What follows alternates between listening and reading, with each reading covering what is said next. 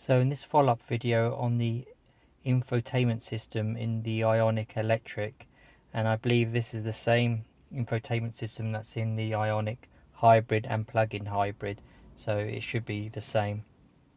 So these 2 points I'm going to go over today is the Android Auto feature and the Apple CarPlay. So it's basically when you plug in your Apple iPhone or your Android phone for Android Auto. The two major differences is, of course, the operating systems and the layout, but Apple CarPlay utilizes the whole screen, so it's quite nice.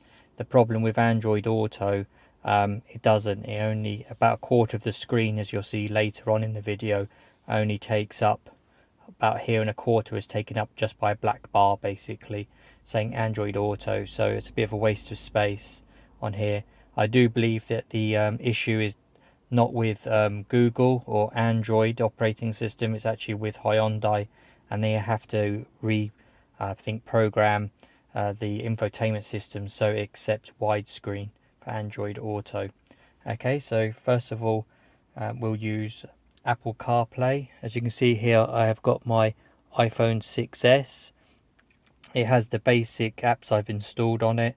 So it has WhatsApp, Waze, Google Maps, Apple Maps, calendar, photos, and weather.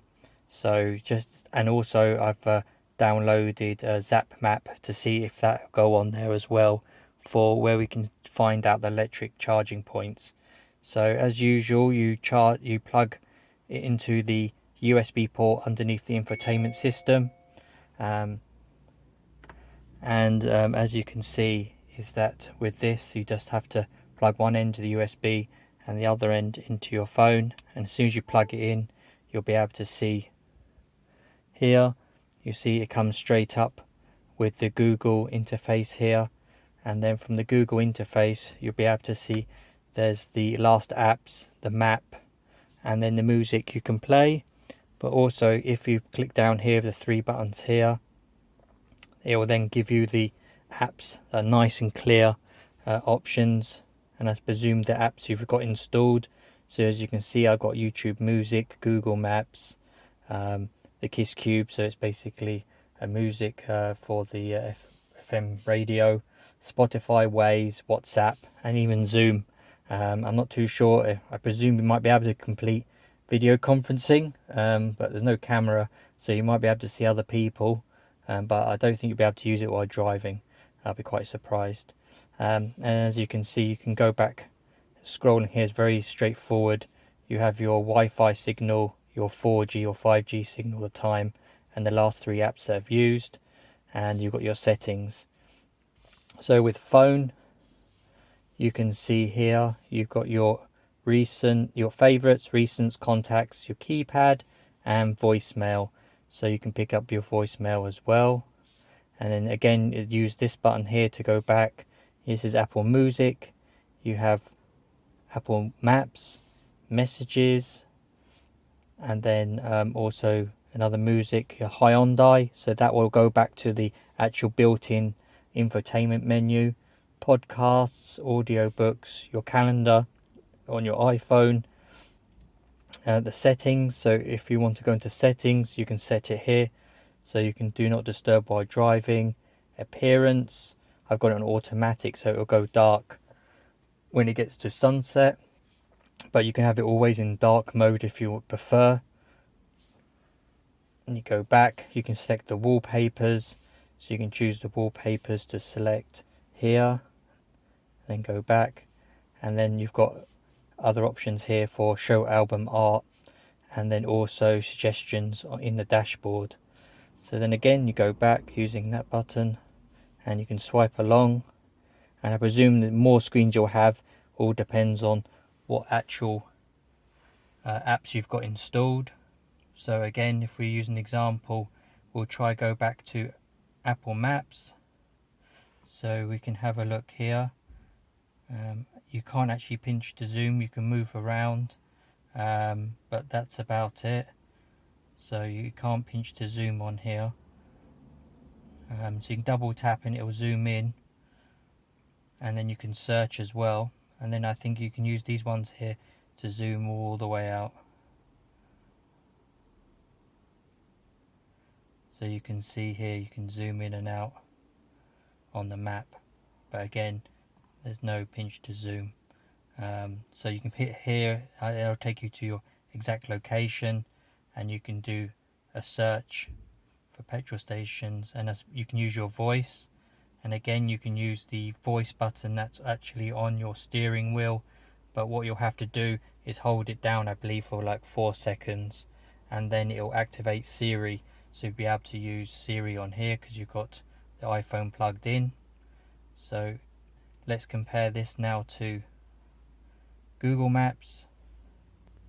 As we know, normal Google Maps, it says here, first time you're using it, I believe you have to set it up on your iPhone first.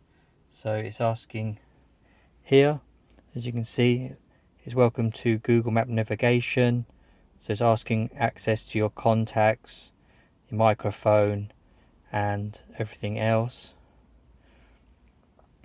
So then now it's giving you access here, and here again you can't pinch to zoom on the map, but you can zoom out like before. So it's zooming out, so you can look through here. Again, add a destination, so you have home, work, voice search, save places. So if you linked it to your Google account, you'll be able to find a place, and I presume knowing Google, it might be able to do like a point of interest as well for McDonald's and things like that. So yeah, so that's normal Google Maps is normally the preferred option, I would say. And of course you've got OK Google here, if you click on that, but I presume again you won't be able to use it with your steering wheel because this is iOS, so it preferred you to do that.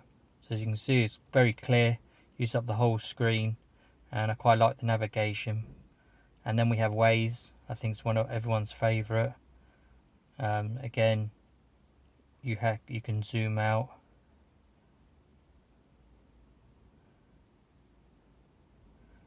So you can have a look to see on the map, and you can zoom in and zoom out.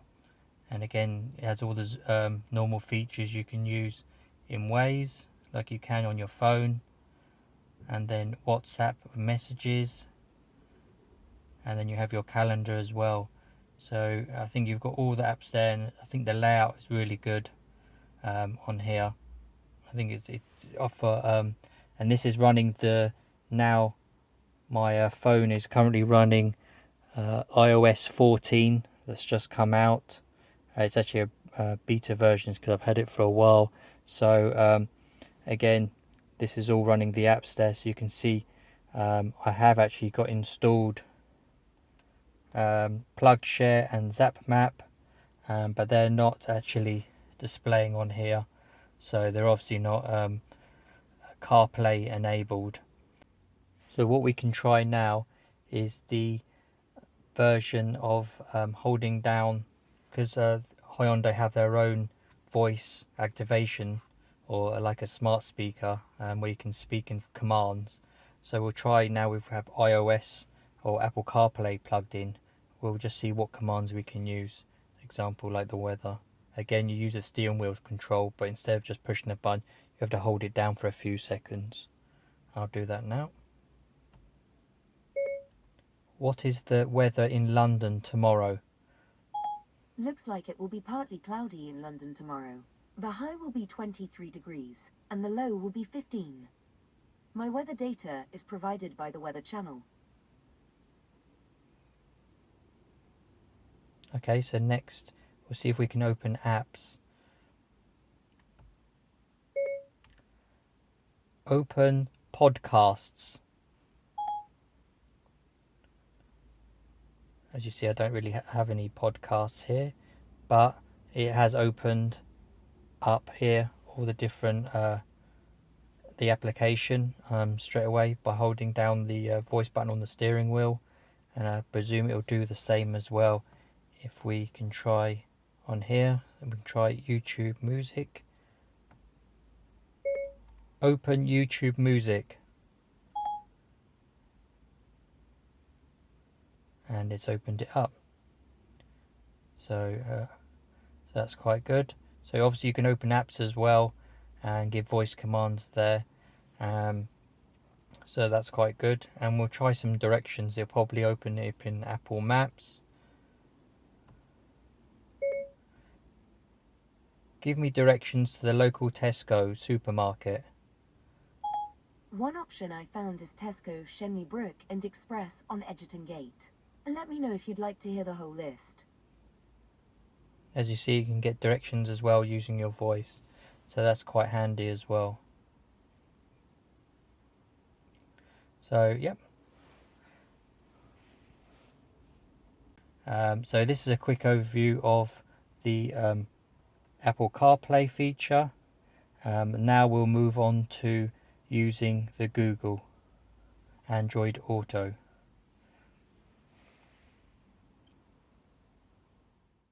So now we are going to use Android Auto. As you can see, I have got my Android, this is a Samsung Galaxy Fold.